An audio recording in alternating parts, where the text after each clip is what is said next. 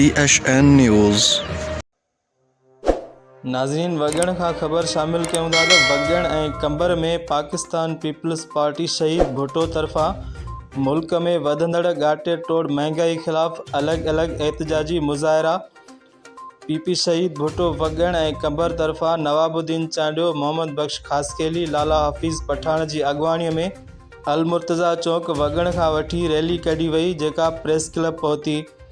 मौजूदा हुक्मरान ख़िलाफ़ सख़्त नारेबाज़ी कई वई, जंहिंमें शहीद भुट्टो अॻवाणनि नज़ीर अहमद, शौकत चांडियो, मोहम्मद बख्श खासकेली, नवाबुद्दीन चांडियो, आगा खान मंगणहार, लाला हफ़ीज़ पठान, अमजद अली फुल, फ़तेह मोहम्मद कलोड़ो ऐं ॿियनि चयो त अॼु जा हुक्मरान मुल्क में महांगाई जे करे अवाम दुश्मन फ़ैसिला करे रहिया आहिनि। ग़रीब अवाम ख़ुदकुशी करण ते मजबूर थी पियो आहे। अवाम संदनि जे कयल फ़ैसिलनि खे मुकमिल तौर रद्द करे थो।